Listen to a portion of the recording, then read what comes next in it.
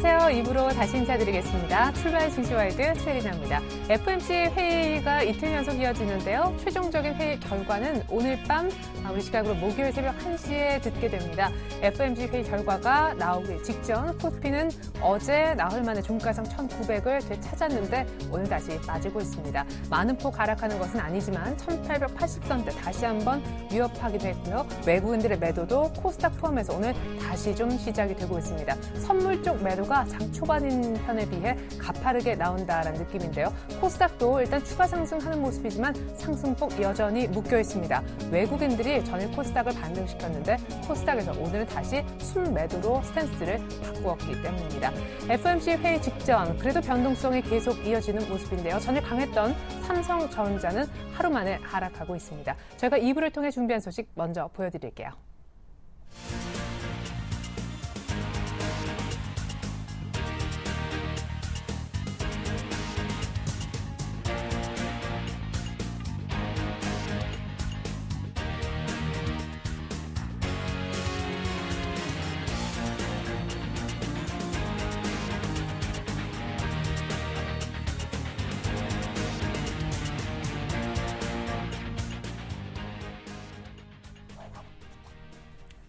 네, 잠시 후에 목표가 달성하신 SK하이닉스의 추천 주인공 김선윤 대표님도 만나보실 수 있으니까 조금만 기다려주시면 좋겠습니다. 계속해서 이 시각 현재 수급 상황 살펴보죠. 신한금융투자 박재민 PB팀장님 만나보겠습니다. 안녕하세요.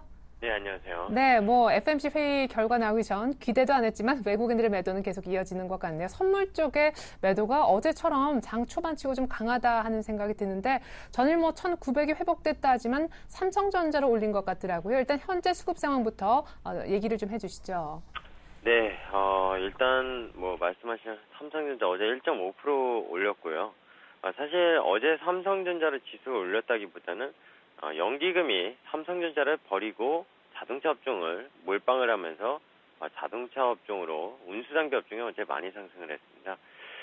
그 역할로 어제 기술적 반등에 성공하면서 1,900선을 종합주가지수 회복을 했었지만 오늘 대로 밀리는 모습을 보이고 있습니다. 어제 17.5포인트 올랐고요. 지금 12.6포인트 내리고 있으니까 사실 거의 피보나치 이제 수열에 의한 하락이 지금 나오고 있다. 이렇게 좀 해석할 수 있겠는데요. 선물 쪽에서 외국인 매도, 6월 쿼드러플 이칭데이 이후에 지속적으로 물량이 계속 나오고 있습니다. 장중에는 변화무쌍한 어떤 플레이를 보이고 있는 게 외국인이지만 결국엔 수급적으로 매도가 누적적으로 쌓이고 있다는 거, 그런 점을 좀 보셔야 될 텐데요. 일단은 상당히 수급 상황 안 좋습니다. 외국인 어제도 장중에 별로 안 파는 것 같지만 결국 종가 기준은 1,000억 넘게 팔았죠. 사실 외국인 매도 물량 계속 나오고 있습니다. 언론에서는 양적 완화 지속할 것이다. 그런 뉴스들이 흘러나오고 있는데요. 그러면 외국인이 돌아올 것이다.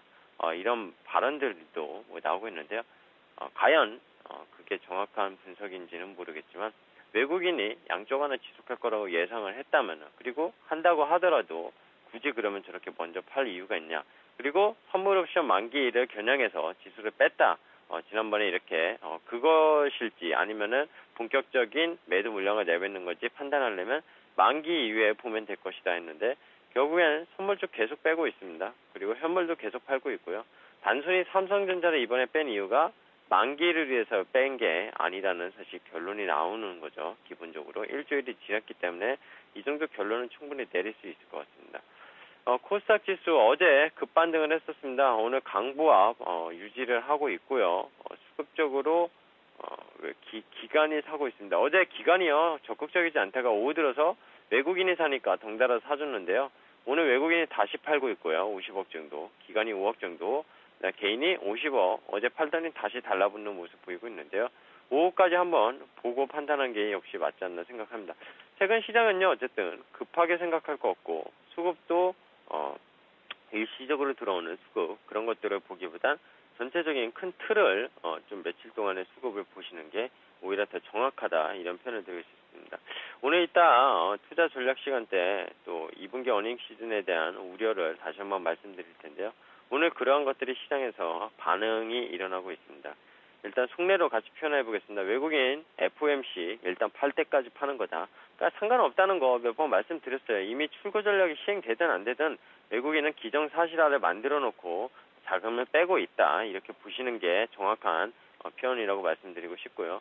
기간은요, 연기금, 어제만 해도 이제 욕하니까 오후장 들어서 연기금 2시부터 적극적으로 매수를 해줬는데요. 바로 들어왔었습니다. 오늘도 전기전자 업종 20억 정도 사고 있는데, 연기금도 최근에 보면은 주체성이 없습니다. 어떤, 뭐라고 해야 되죠? 주체성이 아니라 제가, 일관성이 없다는 거죠. 이런 표현이 좀 맞을 것 같은데요. 기간도 사실 시장의 방향을 예측하기 힘든 그런 국면이기 때문에 그럴 수밖에 없다는 거를 좀 말씀드리고 싶고요. 개인은 사면 떨어지고 팔면 올라가고 어제 코스닥을 비교해서 말씀드린 거고요. 오늘 그래서 또 사는 것 같은데 근데 시세는 약하죠. 거래소도 사고 있는데 또 시세는 약하고요. 정말 이 주식시장 어떻게 보면 판때기라고 불리는 주식시장 좀 더럽다고 표현을 좀 해봤는데요. 개인의 입장에서는 계속 그럴 수밖에 없을 것 같습니다. 그런 게 싫으면요, 간망하라고 말씀드렸는데요. 그렇지 못한 게 개인의 어떤 투자 패턴이라는 거 좀 안타까움을 좀 금할 수가 없습니다. 사실 너무 이제 확인하고 살려고 하면 좀 늦을 수도 있다. 만약 실적이 되는 종목이라면 사실 어떤 바닥은 단기적으로는 보여준 것이 아닌가. 너무 조심조심하면 매수에 놓칠 수 있다. 이런 의견도 나오긴 했었는데 여전히 관망 쪽에 일단은 무게를 두고 계신 우리 팀장님이십니다. FOMC 결과에 상관없이 우리를 포함한 이머징 주식시장의 자금 유출은 이미 시작됐다고 여러 차례 강조하셨는데 만약에 FOMC 회의 이후에 신흥국 금리가 안정세를 보인다면 외국인들이 조금 돌아올 가능성은 있는 건지요? 종합적인 전략 들어볼게요. 저는 일단 FOMC가 양적 완화 지속한다고 발언하더라도 외국인이 돌아올 이유는 크게 없다고 보고 있습니다. 그 이유로는요, 결국엔 양적 완화 지속은 하겠지만 이제 시기의 저울질이라고 말씀을 표현을 드린 적이 있는데요. 올해 연말 한 12월 정도면요, 아마 출구 전략이 시행될 겁니다. 단계적인 축소든 아니면 아예 쉬어도 오프를 하든지 어쨌든 될 거기 때문에 그런 자금들을 미리 빼놔야지만 어쨌든 선제적으로 대응할 수 있는 게 외국인의 입장이기 때문에 외국인이 그러니까 규모는 줄어들 수 있겠죠. 기존에 던지는 것보다. 근데 그 규모를 이미 뺄 만큼 선제적으로 대응을 했기 때문에 줄어든 것이지 양적 완화를 지속한다 이런 발언 때문에 줄어들 것이라고 생각은 기본적으로 하지 않습니다. 미국 증시 잠깐 얘기를 하고 넘어가겠습니다. 자기 멋대로 해석을 하고 있습니다. 즉 안 좋은 건 좋은 지표로 항상 활용하는 미국 시장 아닙니까? 어제 파이낸스 타임즈에서 양적 완화 축소 우려 그런 걸로 미국 시장이 고점에서 주장을 받았고, 근데 밤사이 또 있었던 하루 만에 월스트리트 저널에서는 QE3에 대해서 하이퍼 인플레이션이 나타나지 않기 때문에 양적 완화를 지속할 가능성이 높다. 상대적인 의견들이 나오면서 희비가 엇갈렸지만 어쨌든 미국 증시는 상승했거든요. 근데 국내 증시는 약하죠. 그러니까 미국은 미국대로 놀고요. 한국은 한국대로 노는 시장이 계속 연출이 되는 겁니다. 어제 한국 증시가 올린 이유 중에 하나가 골드만삭스에서 한국 증시 싸다. PBR 관점에선 1 정도. 주당 순자산이죠. 전체 상승사의 주당 순자산. 그게 1이면 주가가 똑같다. 작년에 유로존 위기를 겪을 때도 이 강력한 지지 라인은 항상 지켜냈다. 사실 이런 뉴스들이 골드만삭스의 어떤 니프트와 함께 많이 흘러가면서 연기금이 골드만삭스에서 가장 싸다고 가장 탑픽으로 꼽은 현대차 이런 거를 좀 많이 샀었습니다. 오늘도 현대차 시세가 1.7% 정도 상승하는 이어지고 있습니다. 분명히 현대기아차에 대해서 말씀드린 적이 있습니다. 물론 지금 엔저가 좀 약해지긴 했지만 여전히 한 95엔대를 유지를 하고 있고요. 그리고 한국 자동차에 대한 밸류에이션, 퍼의 관점, 5배, 6배, 현대차, 기아차 이렇게 말씀드리면서 밸류는 싸다 그런 말씀을 드렸지만 어떤 일본과의 경쟁력 그리고 앞으로의 성장성이 유지될지는 좀 실적을 계속적으로 체크를 해보고 접근해야 되지 않겠냐 이런 조심스러운 좀 발언을 드렸습니다. 이제 말씀하신 대로요 너무 싼 국면을 기다리다 보면은 또 늦는 거 아니냐 이렇게 말씀을 또 반문하시는 분들이 있는데요. 주식은요 제가 또 여기서 같이 반문을 드리자면은 매일 시장이 열리고 240일에 열립니다. 1년 중에. 그리고 만약에 연준에서 어떤 특별한 만약에 추가적인 부양정책 안 나오겠지만 그런 게 나와서 시장이 급등한다고 하더라도요.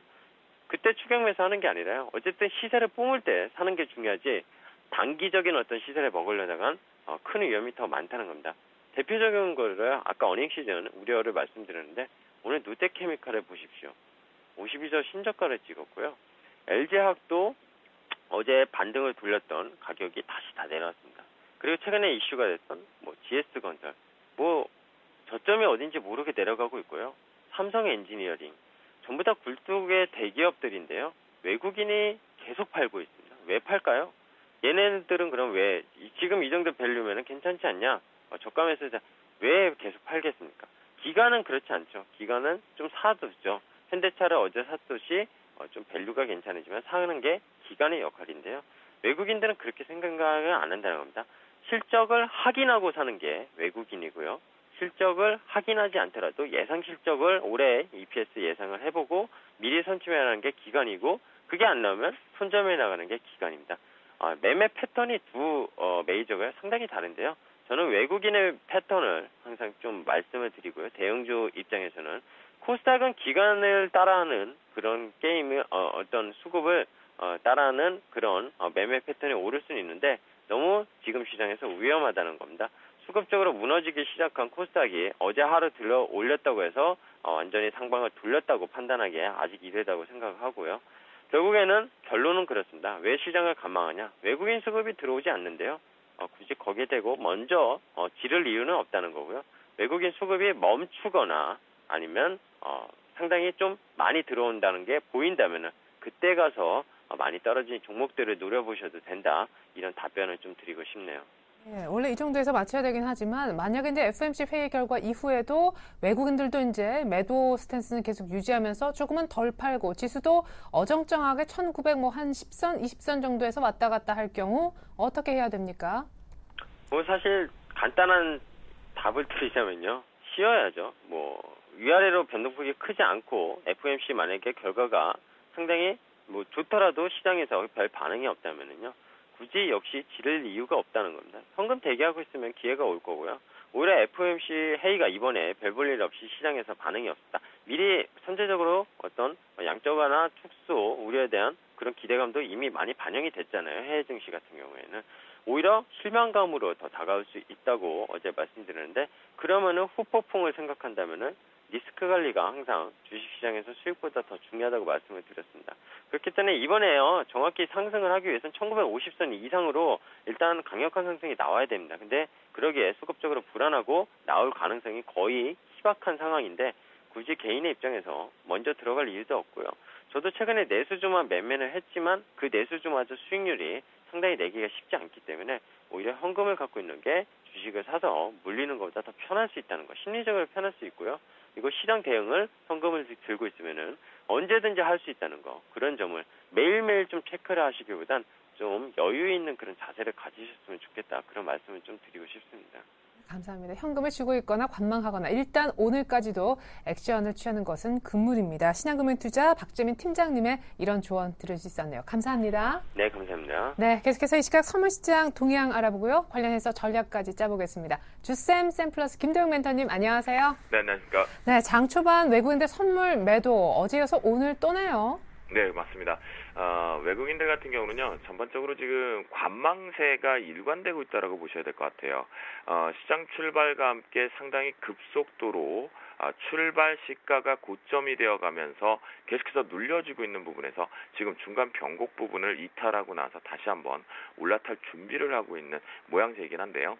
하지만 이 부분은 결국 외국인들의 기존 포지션들을 유지시켜주고 있는 상태에서 공격 포지션을 잡지 않은 현상에서 나타나는 겁니다. 외국인들 같은 경우는 우리가 기대할 수 있는 건 제발인데요. 매수 귀환을 해달라. 매수 언제쯤 될까요? 라고 잡을 게 아니라 매도가 진정되는 시그널이 있나요? 라는 걸 체크하는 게 가장 현명하겠죠. 오늘 시장 출발과 함께 개인들의 포지션이 상당히 또다시 변동성 확대의 주범을 했습니다. 최근에 보면요. 인덱스 자금 쪽을 핑계로 그다음에 일명 부티크 또는 자문사 운용사 쪽으로 최근에 지수가 급락이 나왔고 종목군들이 급락이 나오다 보니까 자금들이 일부 유입되는 것으로 파악이 되고 있는데요. 그쪽에서 이제 순간적으로 짧은 기간의 수익 구조를 크게 고객들에게 니드를 좀 보여주기 위해서 그런 속임수들을 만들어주고 있는데요. 개인들의 매수가 상당히 공격적으로 들어오다 보니까 오히려 외국인과 기관계 쪽에서 특히나 금융투자 쪽에서 지금 공격적으로 매수를 하고는 있지만 이 외국인들 같은 경우는 기존에 아직 시장을 보낼 생각이 없습니다. 기술적 반등 정도만 보내놓을 뿐이지 아직 포지션 정리를 못했다라는 거죠. 그 속에서 개인들의 변동만 커지고 있는 상태에서 오늘 초반부의 수급은 개인만이 유일하게 옵션 시장의 콜옵션 시장의 변화율도 풋옵션 시장의 변화율도 유일하게 상방을 노래하고 있는 것은 개인, 그리고 유일하게 또 하방을 노래하고 있는 것은 외국인입니다. 그런데 외국인은 자신의 포지션을 그냥 맞추면서 있는 상태겠고요. 하지만 개인들 같은 경우에 중간중간 변동을 만들어냅니다. 그런데 그 속도가 너무 빠르게 진행이 되다 보니까 지금 이 상황의 콜옵션 개인들 매수세 70억 정도면요. 현재 우리가 등배를 계산해서만 놓고 보더라고 한더라도 오늘 종가상 이거 400억대까지 들어옵니다. 그러면 말이 안 되겠죠. 개인들이 콜옵션에 400억 어디서 돈이 나겠습니까? 그러면 시장은 어떻게 할까요? 400억이 만약 개인들 창구를 통해서 콜옵션이 들어온다. 절대로 보내지 않겠죠. 그러면 기술적 반등도 1926포인트대 부분도 가지도 못한다라는 겁니다. 이 개인들의 포지션이 왜곡되고 있다는 걸 여러분들 반드시 체크를 하실 필요가 있겠고요. 그 속에서 외국인들의 매도가 계속 확대가 되는 것 때문에 시장의 발목을 완벽하게 잡고 있다라고 보실 수는 없어요. 두 가지를 병행해서 가시는 것이 가장 좋겠다라고 말씀드리고요. 프로그램 쪽에서 보시면요. 오늘은 어쩔 수 없습니다. 초반의 출발과 함께 확연하게 보일 수밖에 없겠죠. 뭐였죠? 최근의 트렌드상으로는 지수 자체가 올라가는 긍정의 시그널을 보려면 차익 쪽에서 이미 출발이 매수가 되면서 비차익이 들어올려줍니다. 형 같이 가요라고 해야 되는데 비차익 그러다 보니 외국인들의 매도가 시장이 힘을 발휘하지 못하게 만들어내는 것은 비차익이 비어있는 바스켓을 더 비우게끔 유발을 시키고 있다. 시간을 조율하고 있다라고 보시면 좋을 것 같겠고요. 금일 시장 같은 경우는 출발과 함께 비차익 쪽 부분보다는 차익 쪽이 이미 매도 출발이 되면서 이 부분에 영향력이 커지면서 매도 우위가 지속되다 보니 현 선물 모두 다 희마리가 없어져 버리고 있다라는 겁니다. 그렇다면 오늘장 대응 전략으로 보면 수급장에선 이걸 보시기 바랍니다. 조금 약한데요. 개인들의 매수가 확대가 되면 될수록 자신 있게 차라리 고점 매도 때립니다. 조금 아쉽습니다. 1926포인트까지 오늘 아무리 관망을 한다 그래도 좀 들어 올릴 가능성은 있어 보이는데요. 이 추세가 조금 빨라져야 단기간에 올라갔다가 다시 되돌림 눌림을 가져가면서 우리 투자자분들께서 현 선물 모두 다 현금화도 좀 챙기시고 다른 포트를 전략하고 지금 종목은 눈에 너무 띕니다. 돈이 없어서 못 살 정도입니다. 사야 될 시기거든요. 하지만 선물은요. 전략이 매우 필요한 시점입니다. 아직까지 저는 자신 있게 이번이 기회이고 현재의 기술적 분석으로 N자형 패턴으로는 레인지상은 위쪽 상단 열어둘 수 있다라는 거 반드시 눌림 저가 최대한 싸게 사자라고 말씀드리겠고요. 수급적인 부분을 봤으니까 이제 차트를 통해서 보는데요. 오늘 레인지가 조금 넓게 벌어질 것 같아서 자 15분 차트로 설명을 하겠습니다. 15분 차트에 보시면 246.05가 지금 중요한 자리가 하나 있어요. 바로 요 하단 밴드에 요 정도가 걸립니다. 자 선을 그어서 한번 체크해 볼까요? 246.05 정도 요 정도 되는데요. 이 자리를 녹색적으로 선택을 해서 우리가 살펴보면 이 자리를 깨지 않는다는 것은 지금 추세 훼손은 없다라는 겁니다. 이게 단순하게 그냥 억지성으로 수급으로 가는 게 아니죠. 모든 게 전략 시뮬레이션에 의해서 가고 있는 거기 때문에요. 오전장에 246.05를 강력히 지켜주면 시장은 추가 반등 분명하게 오늘 낙폭을 축소하면서 올라가면서 마감될 것으로 판단이 된다. 하지만 어제의 종가 부분까지 올라가려면 수급이 너무 약하기 때문에 중간 밴드 정도 247점 초반부 정도는 좀 긍정으로 한번 판단해 보겠고요. 그러면 금일자리 변곡점에서 사실은 오전에 출발 시초가의 개인들이 꼬임의 수급만 없었다라면 상단은 분명히 248점 후반부를 중후반부를 때렸을 겁니다. 근데 그걸 못 때렸죠. 지금 248.75를 위쪽 상단으로 일단 설정을 해서 오전장 하고요. 그 다음에 중간 밴드 246.35로 설정을 합니다. 아마 오늘 시장이 하도 지루하게 지속이 되면 245.75에서부터 246.35 밴드의 박스권 매매가 좀 걸릴 것으로 판단이 되고 있고요.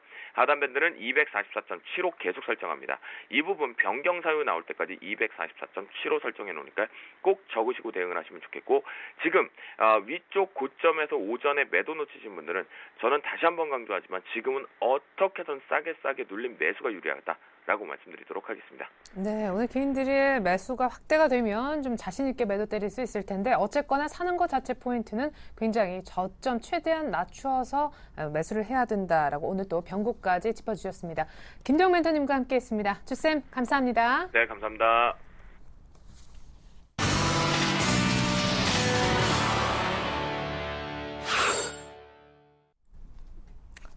네, 외국인들 선물 매도 계약수가 1,300계약 넘어가는 지금 코스피는 1,890을 일단 깨면서 10포인트 이상 밀리고 있습니다. 이 시각 현재 주식시장 분위기는 그런데 종목별로 어떤 종목이 오르고 또 내리고 있을까요? 먼저 업 특징주입니다. 오늘 삼화전기, 성호전자, STX 보이네요. STX는 구조조정 기대감 때문이겠죠. 지금 일단 회생 절차 들어간 페노젠 정도만 이틀째 하한가를 기록할 뿐 나머지 종목 분위기 좋고요. 거꾸로 한번 보겠습니다. 성호전자는요. 원래 자체 그 필름 콘덴서 사업을 하고 있었었는데 LED 조명 전원 공급 장치 쪽으로 신사업 한번 구축을 좀 해봤었죠. 근데 이쪽에서 1년 새 매출이 한 3배 뛰었다고 합니다. 오늘도 상승하고 있고요. 삼화전기가 스마트 그리드 테마로 엮여 있습니다. 전력 저장 장치인 ESS 사업하고 있기 때문인데 오늘 역시 삼화그룹주 어제에서 오늘도 추가 상승하고 있고요. 삼화전기는 전일 가격 제한폭까지 오른 데 이어서 오늘까지 추가적인 상승을 하며 그룹주 가운데 대장 역할을 하고 있습니다. 네, 오늘 다운주입니다. 삼성전자가 오늘 하루 만에 하락세를 띠면서 1% 이상 밀리고 있습니다. 외국인들의 매도가 계속되고 있습니다. 수급 고임이 일단 가장 1차 원인이라 하겠습니다. 게임주 가운데요. 게임빌 유중에 이어서 좀 힘들어했었는데 오늘은 컴투스까지 같이 부진합니다. 무엇보다 2분기 실적 전망이 안 좋아진 것이 원인입니다. 젠백스도 임상 3상 실패한 이후에 한번 가격 제한폭까지 올랐다가 이후로는 횡보했었는데요. 오늘 또 큰 폭으로 다시 밀리면서 조금은 차트도 안 좋아지고 있네요. 네, 먼저 업종목 특징주는 왜 오르는지 그리고 대응법은 어떻게 짜면 좋을지 알아보겠습니다. KTB 투자증권 김근호 과장님 만나보겠습니다. 과장님 안녕하세요. 네, 안녕하십니까? 네, 삼화전기부터 상승 원인 무엇인가요? 네, 삼화전기 말씀해 주셨듯이 전력난이 최근에 가장 큰 이슈인데요. 사실 뭐 제가 한번 말씀드렸던 적도 있었던 것 같은데 아직 완전한 여름이 오지 않았습니다. 근데도 이 전력난 문제가 굉장히 심화된 것을 보면 확실히 이 기후 자체가 굉장히 좀 많이 변했다라는 것을 느낄 수 있을 것 같고요. 뭐 이렇게 지금까지 기후가 변해왔는데 앞으로는 이 전력난이나 이런 부분들이 더 좀 이슈가 되지 않을까라는 말씀을 좀 드리고 싶습니다. 이 삼화전기 같은 경우에도 최근에 이 스마트 그리드 관련된 핵심 장치인 이 에너지 저장 시스템이라고 해서 ESS라는 에너지 저장 시스템의 이 관련주로 좀 떠오르면서 뭐 최근에 주가 움직임이 굉장히 좀 활발했었습니다. 뭐 어제 상한가 같고 뭐 상한가 패턴 여지없이 보여줬고요. 뭐 시가에 좀 갭으로 상승해서 고가로 한 7% 정도 상승했다 좀 밀리는 모습인데 지금 가격선은 굉장히 좀 매물대가 좀 많이 있습니다. 그래서 뭐 사실 스마트 그리드 관련된 종목 중에서 뭐 실적이 확실하게 좀 나오는 종목도 있을 것이고 아니면은 실적보다는 오히려 모멘텀으로 좀 오르는 종목들도 있을 것이다라는 말씀을 좀 드리고 싶은데 이 스마트 그리드 특히나 전력난과 관련한 종목들은 지속적인 좀 관심은 가질 필요가 있는 분야가 아닐까라는 생각을 좀 가져봤습니다. 이 ESS 이 에너지 저장 시스템 역시도 아직까지 우리나라에서 완전하게 자리 잡지 못했고요.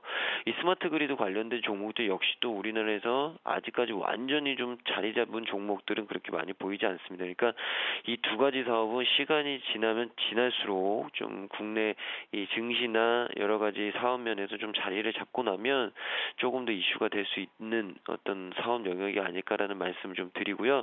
두 번째는 성호전자인데 LED 조명 전원 공급 장치 부분에서 매출이 1년 새 뭐 거의 3배 가까이 증가했다. 사실 LED 조명용 전원 공급 장치 이 SMPS라고 하는데 이게 이 성호전자의 새로운 수익원으로 좀 떠오르면서 이 성호전자의 주가가 오늘 좀 굉장히 좀 강하게 오르고 있습니다. 뭐 사실 LED라는 게 뭐 LED 업황 전체적으로 좀 좋은 느낌이 올해 분명히 있고요. 1분기에도 이 LED 관련 종목들 실적이 괜찮았습니다. 그러니까 사실 코스닥에서 1분기에 실적을 잘 내놓은 종목들이 그렇게 많지는 않은데 LED 관련된 업체들이 잘 나왔다는 건 LED 업종이 올해는 좀 턴할 가능성이 커졌다라는 부분으로 좀 받아들여 주셨으면 좋을 것 같고요. 일단 이 성호전자가 개발하고 생산하는 LED 조명에 대한 전원 공급 장치가 어느 정도 시장에서는 좀 반향을 일으키고 있는 것 아닌가, 그래서 올해 좀 성장세를 주목해 보자라는 말씀을 드리고 싶고, 마지막으로 뭐 STX와 관련된 얘기를 좀 드리면 일단 구조조정에 대한 기대감이 어느 정도 좀 나오고 있는 것 같습니다. 뭐 관계사들 중에 뭐라 그래야 되죠? 관계사들 중에 이제 정리를 하는 회사들이 좀 하나둘씩 나타나고, 또 정부의 어떤 지원책이나 어떻게 이런 식으로 해라라고 지침들이 내려오고 있는데, 일단 향후의 시나리오가 어떻게 돌아가는지 이 부분을 좀 잘 체크해서 봐야 될 것 같고요. 일단 뭐 STX 지주회사 밑에 있는 회사들 각 회사별로 가지고 있는 시나리오가 어떻게 변하는지에 따라서 좀 다를 수는 있겠지만, 지주회사 입장으로 봤을 때는 결국에는 어느 정도 좀 부실이 정리가 되고 가는 부분들이 있기 때문에 중장기적으로 봤을 때는 자회사들의 정리가 지주회사에는 좀 득이 될 수 있는 부분이 있지 않을까라는 말씀 드리고 싶습니다. 네, 감사합니다. 무엇보다 숨은 LED 종목 실적도 되는 성호전자 오늘 또 얘기 들려주셔서 아주 잘 들었습니다. 지금까지 KTB 투자증권 김근호 과장님의 분석이 있었습니다. 감사합니다. 네, 감사합니다. 네, 이번엔 다운주로 가보겠습니다. 다운주 분석은 HMC 투자증권으로 가서 듣겠습니다. 최희승 차장님 안녕하세요. 네, 안녕하십니까. 네, 분할 매수하자 얘기하셨던 기억이 아직 남아있습니다. 삼성전자. 근데 외국인들이 안 사네요, 아직도. 네, 반짝 한 조금 사더니 다시 이틀 동안 지금 매도 공세로 좀 나오고 있는데요. 지금 외국인들 오늘 일단은 막판까지 좀 지켜봐야 되긴 하겠습니다만, 오늘은 어제보다는 거래량이 좀 늘어나긴 하는데, 지금 프로그램 매도에 의한 좀 외국인 매도로 좀 보여지고요. 적극적으로 좀 매도를 한다라고 보기에는 조금 어렵지 않을까. 일단은 좀 바닥을 좀 잡아가는 상황이지 않을까라는 생각이고요. 137만 원 이하에서는 좀 계속해서 좀 분할 매수 관점으로 좀 접근하시는 게 좋을 것 같습니다. 그리고 이제 가장 최근의 저점이었던 135만 7천 원인데, 일단 135만 원 이탈하지 않는 선에서는 계속해서 좀 이제 모아가는 주식을 이제 분할 매수로 모아가는 그런 전략, 그런 전략이 좀 바람직해 보이고요. 사실 지금 JP 모건이나 이런 이제 외국계 보고서 보면은 목표가를 210만 원에서 190만 원으로 낮췄다. 네, 그 낮춘 목표가만 가도 대박이겠죠. 근데 그건 참 어떻게 보면은 좀 매도를 하기 위한 하나의 구실이었지 않느냐, 이렇게 보고 있고요. 6월 7일부터 이제 이틀 전까지 매도한 걸 보니까 한 2조 400억을 팔았더라고요, 삼성전자를. 근데 문제는 뭐냐면 이제 기관 쪽에서 이제 한 종목의 10% 이상을 담지 못하는 이제 10% 룰에 걸리다 보니까 그 물량을 다 받아주지 못했습니다. 그래서 이제 반등도 좀 미약하게 지금 나오는 상황이고요. 그래서 이런 부분들은 역시나 외국인들 수급이 가장 중요하겠습니다만, 외국인들 매수로 들어오는 시점이 강력한 좀 반등 시점이 아닌가라고 생각을 해보고요. 그리고 이제 두 번째 다음 종목으로 말씀드릴 종목은 이제 컴투스입니다. 컴투스는 예전에 제가 한번 4만 원대 한 후반, 5만 원대 초반에서 이제 말씀을 드렸었던 종목인데, 적극적으로 매수해보자라고 말씀드렸고요. 올해 실적이 상당히 좋다 이렇게 말씀드렸던 종목인데, 최근 주가의 흐름은 상당히 좀 실망스럽고요. 물론 이제 그때 이제 매수 추천한 이후에 한 59,800원까지 상승을 했습니다만, 그 이후에는 주가 거의 한 40% 이상 빠지는 그런 수준까지 왔습니다. 오늘도 지금 5% 가까이 지금 빠졌고, 장중에는 그 이상도 빠졌었는데요. 지금 삼성증권에서 레포트가 나왔는데, 신규 게임 출시 지연에 따른 이제 2분기 실적이 상당히 시장 컨센서스를 하회하는 그런 부진한 실적이 나올 거다, 이런 전망입니다. 부진한 실적에 대한 전망이 주가에는 미리 반영이 됐다라고 보여지고요. 최근 주가 흐름을 보면 아실 수 있으실 거고요. 지금 다만 이제 전저점 부근 이제 35,000원대, 지난해 76,000원대에서 35,000원까지 빠졌다가 지금 반등이 나왔는데, 올해 들어서 이 부분에 대한 지지가 상당히 좀 중요하지 않을까라고 생각을 해보고요.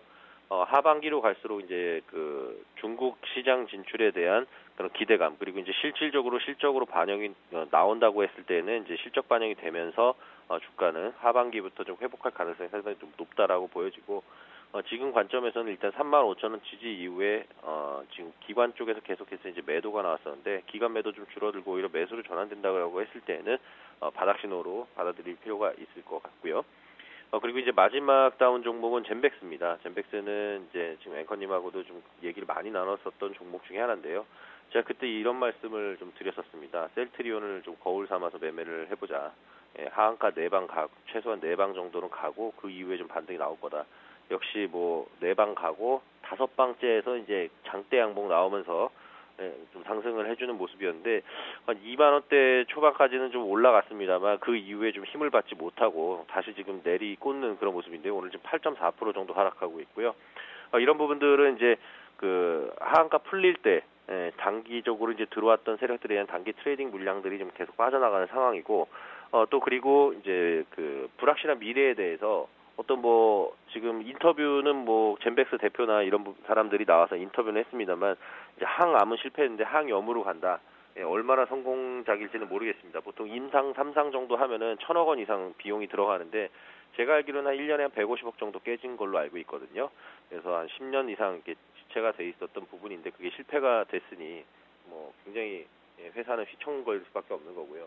지금 현재 시총, 뭐 어제 종가 기준으로 봤을 때도 이제 시가총액이 4,900억 정도 수준인데, 최고가 5만 원대에는 뭐 한 1조 2,500억 정도였다라고 보면은 굉장히 좀 뻥튀기가 심하지 않았나. 지금 현재 가격도 뭐 상당히 좀 그런 부분들이 좀 있지 않나라고 보여지고, 업종 특성상 이제 바이오나 이런 쪽 같은 경우에는 적정 주가를 계산하기가 어렵습니다. 뭐 누구나 공감할 수 있는 적정 주가라는 건 있을 수가 없고요. 애널리스트들마다 다 분석하는 방식대로 다 틀리기 때문에 적정 주가는 제가 뭐 말씀드릴 수가 없을 것 같고, 다만 현재 상태에서 어떤 상승에 대한 추가적으로 더 반등이 나오고 제자리를 잡아가기 위해서는 어떤 젠백스 회사 내에서 어떤 획기적인 뭔가 그런 기획이 나오지 않는 이상 주가는 좀 어렵지 않을까. 그래서 모멘텀 부재로 인한 추가 하락을 좀 염두에 둬야 되는 시점이 아닌가라고 보여지고, 일단은 그 하한가 풀렸을 때 그 가격 17,200원의 그 가격인데, 일단은 그 정도 가격까지 빠지고 다시 반등이 나올지 여부는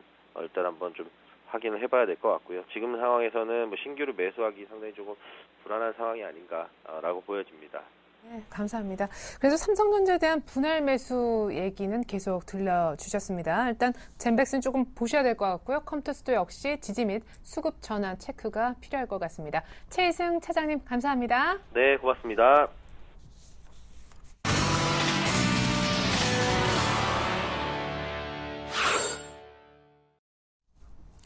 네, 전문가 공감도 시간인데요. 앞서서 어떤 전략들이 나왔는지 전략부터 같이 한번 종합해보는 시간 먼저 갔습니다.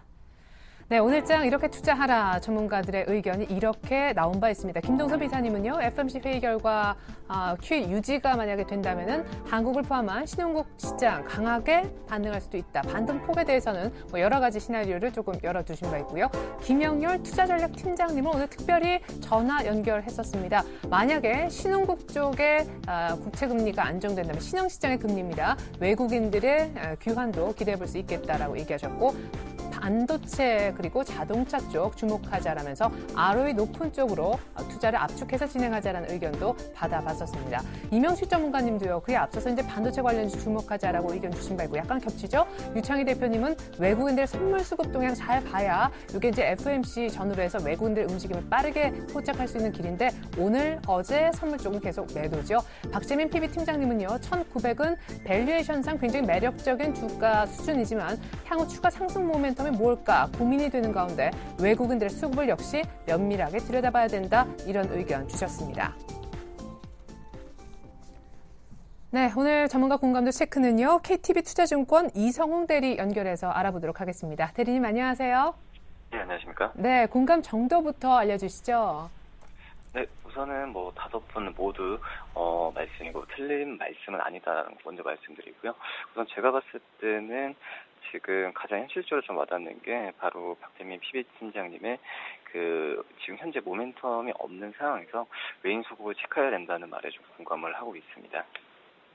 자, 그러면 우리 대리님만의 전략은 어떤 것입니까? 역시 이제 모멘텀에 대한 고민도 함께 하시는 것 같고, 외국인들 수급도 좀 마음에 걸리시는 것 같은데, 무엇보다 이제 오늘 밤 FOMC 회의 결과가 이제 나오게 되잖아요. 전차 추천도 많은 것 같고요. 또 조금은 어제 반등하긴 했지만, 오늘 역시 조금 미미한 반등세를 이어나가는 코스닥의 또 신용 급증 문제도 약간 거론이 됐었거든요. 전반적인 종합 전략 좀 들어보도록 하겠습니다. 네, 우선은 지금 외국인 수급이 어떤 FOMC 회의가 끝나든 어떤 모멘텀이 있든 들어와야 되는 게 우선은 우리나라 증시가 이끄는 부분은 맞다라고 좀 볼 수 있겠고요. 지금 현재 거래소와 코스닥 상황에서도 지금 외국인들은 매도 방향을 취하고 있습니다. 한마디로 지금 현재 FOMC 회의 전후해서 지금 관망세가 지금 굉장히 관망세를 지금 지속하고 있고, 시장에서 지금 어떤 특별한 배수 주체가 지금 없는 거라고 볼 수 있겠습니다.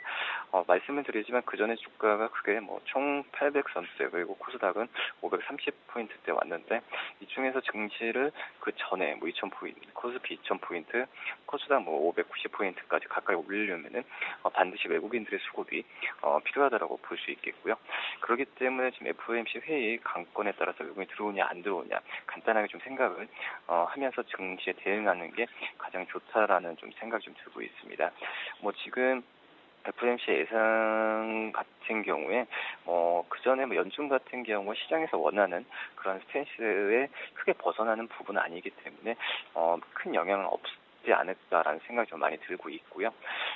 우선은 양적 완화 축소를 확정 짓거나 유동성에 대한 고민이 과도하게 풀린 걸 고민을 하는 부분이 두 가지 중에 이런 부분도 하나거나 아니면 양적 완화 기조를 유지하면서 그 축소 시기를 좀 늦추는 둘 중에 하나라고 생각이 드는데, 우선은 첫 번째 말씀드렸던 부분이 진행된다면은 주식이나 이런 위험 자산의 대한 선호도가 다시 한번 하락하면서 외인 매도세가 크게 나올 것입니다. 하지만 두 번째 양적 완화 축소 가능성을 좀 차단하면은 외인들에 대한 매수세가 들어오는 폭이 좀 크기 때문에 제가 봤을 때는 두 번째 쪽으로 가지 않을까라는 생각이 들면서 긍정적으로 바라보고 좀 있습니다. 네, 자, 그러면 반등한다면 역시 아까 화면 보니까 낙폭 과대주 중심으로 빠르게 시장이 올라올 것이다, 이렇게 예상을 하시는 것 같은데요. 어떤 그럼 종목, 어떤 업종군으로 압축하면 좋을까요? 네, 우선은 스마트폰 관련주, 그리고 자동차 부품주들이 우선은 가장 시장이 반등할 때 가장 빠르게 시장 대비해서 올라가거나 가장 좀 민감하게도 반응할 수 있는 그런 업종이지 않을까라는 생각이 많이 들고요. 그중에서 낙폭이 과대했던 종목 중에서 영업이익률이 증가하고 분기순이익이 계속 증가하는 종목을 봐야 되지 않을까 하는 생각이 듭니다. 그래서 제 파트론을 말씀을 드리도록 하겠는데요. 파트론 같은 경우에도 주가가 굉장히 5월, 6월 초를 후해서 굉장히 많이 주가가 많이 빠졌습니다. 하지만 1분기 실적을 보더라도 4분기보다 실적이 영업이익 같은 경우에 늘어나는 모습이 나와주고 있고, 기존의 분기 실적에 늘어난 원인 중에 하나가 기존의 주력 아이템을 계속적으로 유지를 하고 있는데, 2분기, 3분기, 올해 하반기까지도 이 아이템은 계속적으로 유지할 것으로 판단되고 있고요. 또 여기에 그전에 높은 수익성을 보였던 안테나의 매출 비중이 점점 늘어나는 것도 향후의 분기 실적에서 늘어날 가능성이 크다라는 부분입니다. 또 여기에 또 파트론은 2분기 이후에, 이제 2분기가 6월이면 끝나는데 2분기 이후에 LDS 안테나와 카메라 모듈의 출하량이 급격하게 증가할 가능성도 지금 크게 지금 예상이 되고 있고요. 여기에 영업이익률 같은 경우에 1분기와 유사한 11.5에서 10% 정도는 또 나올 것으로 판단되고 있습니다. LDS 안테나 같은 경우에는 3G 모델에도 적용되고 있는 부분이라서 그 수요처는 좀 높이 간다라고 좀 볼 수 있겠고, 그래서 지금 현재 매수가 예산 플러스 한 10% 정도로 해서 목표가를 잡는 것도 지금 나쁘지 않다라는 좀 생각이 좀 들고 있습니다.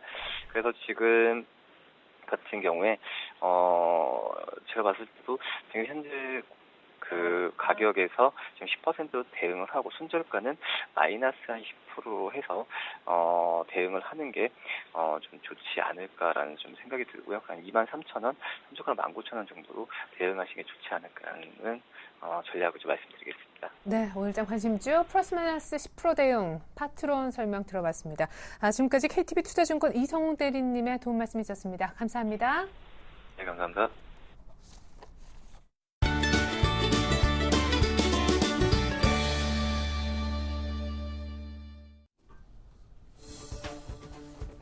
네, 안녕하십니까. 김선윤의 차트 미인주 시작해보도록 하겠습니다. 자, 지수는 좀 코스피와 코스닥이 서로 상반되게 좀 움직이고 있는 흐름이 나타나주고 있습니다. 수급적으로 살펴봐도 아직까지는 외인들의 확실한 매수세가 돌아오는 모습은 보이지 않기 때문에 당분간은 조금 FOMC 회의에 대한 부분에 초점을 맞추시는 전략이 필요할 것 같아요. 자, 어제 저녁에 뉴욕 증시 같은 경우는 굉장히 좀 좋은 상승폭을 좀 보여줬었는데 국내 증시는 아직까지는 약간 조금 따라가지 못하는 흐름이 나타나주고 있죠. 자, 주목하셔야 될 점은 경기 민감주는 지금 확실한 매수 포인트입니다. 코스피 지수상으로 봤을 때도 1900포인트 아래에서는 항상 매수하셨을 경우에 다시 한번 반등을 주면서 못 가더라도 1950포인트까지는 빠르게 올라갔단 말이죠. 그렇다면은 지금 1900포인트 아래 부분은 굉장히 싸다. PBR 1에 해당하는 부분. 꾸준하게 관심 가질 필요가 있을 것 같고요. 좀 최근에 또 한 가지 좀 팁을 좀 드려보자면, 배당 관련해서 하실 분들은 26일까지 중간 배당 시즌이라는 거 26일까지 매수하시면 될 것이라 말씀 한번 드려보도록 하겠습니다. 자, 종목을 어제는 좀 손절이 좀 심했습니다. 그 전날 좀 많이 빠졌기 때문인데, 자, 오늘은 어떤지 상황 한번 보도록 하겠습니다. 자, 현재까지 종목을 지금 4가지 종목을 가지고 있고요. 어제 추천드렸던 SK 하이닉스가 오늘 고가 기준으로 해서 목표가 달성을 했습니다. 축하드리고요. 3% 이상이기 때문에 정리를 하도록 하겠습니다. 자, 그리고 롯데케미칼, 만도, 코나이 같은 경우에는 아직 크게 빠지지도 않고 오르지도 않았어요. 조금 가져가 보도록 할게요. 걱정하지 마시고 좀 홀딩 해보도록 하겠습니다. 자, 오늘 2가지 종목 가지고 나왔습니다. 역시나 가지고 나왔고요. 70점 돌파했는데 48승 한번 향해 도전해 보도록 하겠습니다. 자, 오늘 가지고 나온 종목은요. 역시나 작은 종목 하나, 큰 종목 하나를 가지고 나왔습니다. 먼저 한일 이화를 가지고 나왔고요. 그 다음 종목은 여러분 너무나 잘 아시는 NC소프트를 가지고 나왔습니다. 자, 먼저 한일 이화부터 보도록 하겠습니다. 자, 한일 이화 이 종목 전에 한번 가지고 나와서 수익 실현을 제대로 하고 나갔던 종목입니다. 이번엔 또 제가 왜 가지고 나왔는지 포인트를 한번 짚어보도록 할게요. 자, 한일 이화 꾸준하게 지금 항상 이 종목이 크게 올해부터 반등을 주기 시작했는데, 자, 자동차 부품주들 관련해서 조금은 그래도 실적적인 측면과 더불어 여러 가지 측면, 수급적인 측면이 굉장히 매력적인 종목이라고 말씀드릴 수가 있습니다. 먼저 차트상으로 보면요. 차트상으로 봤을 때 61선 아래 깨지는 듯 싶다가도 다시 한번 반등을 주면서 주가가 서서히 지금 갈 준비를 하는 것 같아요. 자, 이 종목 한번 반등이 나와준다면은 그 전 고점 라인까지 뚫고 갈 확률이 굉장히 높고, 지금 골드만삭스에서 가장 국내 주식 중에 최선호주로 뽑은 게 현대차죠. 그러면 현대차가 지금 잘 움직여주고 있는데, 현대차가 간다면 다시 한번 이 종목도 부품주들도 역시나 따라가는 흐름이 나타날 확률이 굉장히 높습니다. 그래서 크게 볼 수 있겠다. 그래서 좀 더 긍정적으로 볼 필요가 있는 종목이라고 말씀을 좀 드려보도록 하고요. 자, 그 다음은 이제 NC소프트를 가지고 나왔습니다. NC소프트를 왜 가지고 나왔을까요? 자, 이 종목 좀 차트상으로 보면요. 굉장히 조금 의미 있는 자리가 또 한 번 온 것 같습니다. 자, 차트상의 흐름에서 2월달부터 해서 저점 찍었고요. 그 다음 라인 4월달에 한번 빠졌다가 다시 급상승한 흐름 나타나줬고, 이번에 6월달에 한번 다시 빠졌다가 상승을 크게 합니다. 근데 이 라인 자체 또 역시나 이어갔을 때 이 세 번째 해당하는 부분에 도달할 때 항상 반등을 좀 크게 주면서 전고점을 뚫는, 아니면 전고점까지 갈 확률이 굉장히 높단 말이죠. 그러면 NC소프트는 수급상으로 오늘 3% 이상 오르는 걸 봤을 때 굉장히 많은 물량의 매수가 들어오는 것으로 확인이 됩니다. 그렇다면은 현재가 부근에서도 매수하시면 3%가 가능한 종목이지 않을까 판단이 됩니다. 자, 그래서 제가 오늘 어떤 종목을 선택을 드릴까 하냐면요. 한일이와 NC소프트 중에 NC소프트를 해보도록 하겠습니다. 자, NC소프트가 차트상으로 좀 더 매력적인 것 같아요. 이 바닥권부터 해서 한번 반등이 나와주는 게 오늘 그 첫 번째 시점이고요. 반등이 나와준다면 3% 이상 가능한 종목이지 않을까 판단이 됩니다. 16만 1,500원 부근 매수하시고요. 목표가는 3% 잡고 손절가는 좀 짧게 16만 원 잡고 대응해 보도록 하겠습니다. 자, 오늘은 제가 NC소프트를 말씀을 드렸고요. 새로운 6월달 신작과 더불어서 매출 확대까지 기대해 보도록 하겠습니다. 김선진의 차트 미인주 마치도록 하겠습니다. 감사합니다.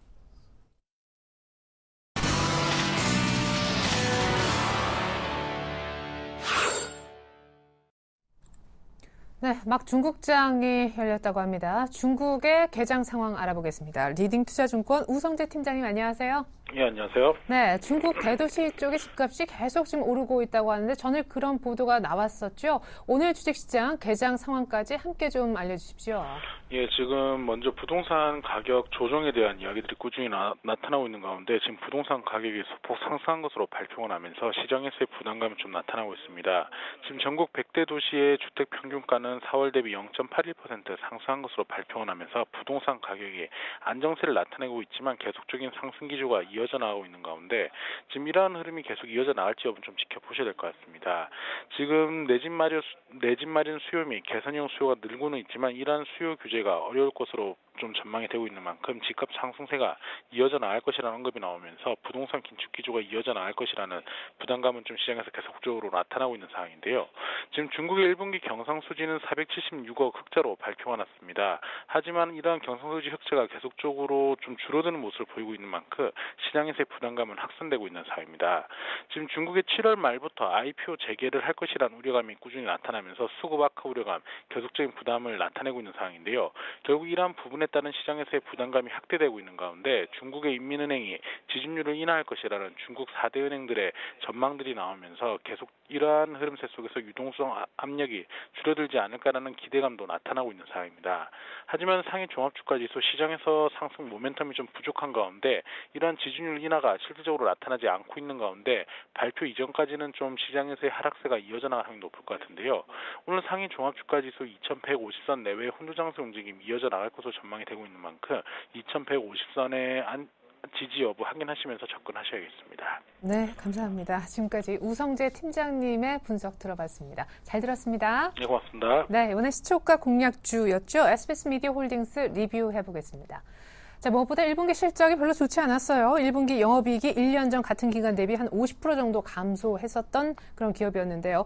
1분기 실적 감소는 미디어 크리에이트의 소유 지분 변경 때문에 벌어진 일입니다. 2분기부터는 실적이 좋아지리라, 엽기적 효과도 사라지리라 기대가 되고 있고요. 무엇보다 자회사 SBS의 경우에는 민영 미디어랩을 통해서 광고를 판매하고 있기 때문에 요금 인상이 굉장히 용이한 측면이 있습니다. 실적 좋아지겠죠. 기관 매수도 최근 들어오고 있습니다. 자, 차트 한번 보실까요? 오늘 만약에 시초가 공략이 됐다면 사실상 지금 최근에 바닥권 정도에서 움직이고 있는데요. 바닥권에서 한번 시초가 공략을 해보았습니다. 최근에 급락 이후에 약간 횡보하는 이 구간부터 기관의 매집이 좀 시작됐는데요.